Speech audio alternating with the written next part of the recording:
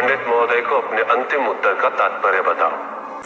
तात्पर्य ये है पंडित जी कि जगत में 1 गुण, 2 गुण, 3 गुण, 5 गुण, ये सारे आरोपण मानव का मस्तिष्क करता है।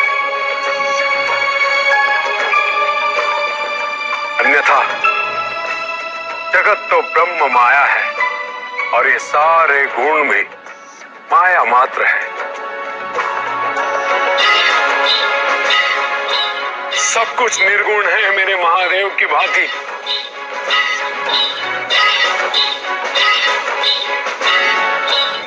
और गुण तो मात्र लीला का नाम है।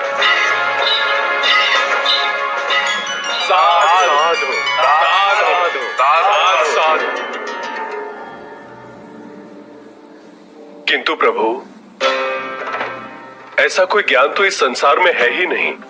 वेद तो ईश्वर की आराधना, व्रत, तप, ज्ञान आदि क्रियाओं से करना सिखाता है।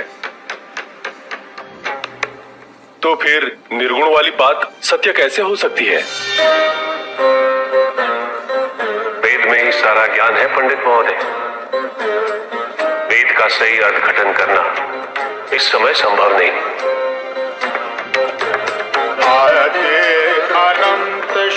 प्रजापिता ने वेद के मंत्र दी ताकि मनुष्य मात्र अपने गुणों के माध्यम से निर्गुण तक पहुंच सके, किंतु आप सब गुणों की मीमांसा में ही रुक गए। प्रश्न भी आपका और उत्तर भी आप ही का। व्रत, तप, दान, यज्ञ इत्यादि से ही संसार का निर्वाह होता है, किंतु उसी वेद में ईश्वर प्राप्ति के लिए निर्गुण बनने का मार्ग छिपा हुआ है। उस ज्ञान को आप देख नहीं पाते पंडित महोदय, इसीलिए अपने आप को देवताओं से अधिक ज्ञानी समझते।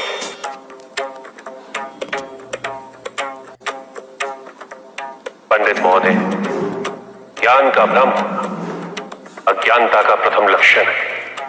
इस प्रकार भरे हुए पात्र में कुछ नहीं समाता, उसी प्रकार ज्ञान के अहंकार से भरे मन में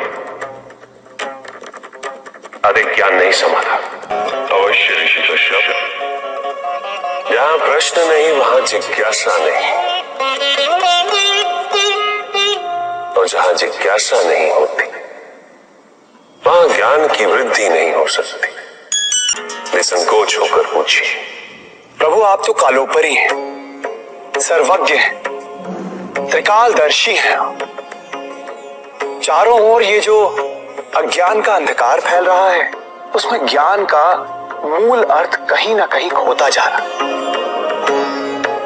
मेरा आपसे विनम्र निवेदन है प्रभु, किसी अन्य विषय पर चर्चा आरंभ करने से पूर्व हमारे और इस समस्त संसार के कल्याण और मार्गदर्शन हेतु आप ज्ञान की मूल परिभाषा से एक बार हमें पुनः अवगत करवाएं। ज्ञान और अज्ञान की परिभाषा को स्पष्ट रूप से समझने के लिए ज्ञान और अज्ञान की विशेषताओं का स्मरण करना आवश्यक है।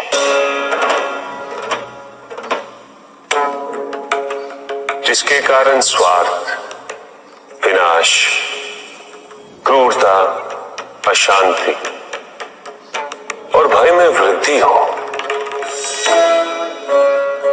वह ज्ञान व्यक्ति को उदार, निर्भीक, सहनशील और विनम्र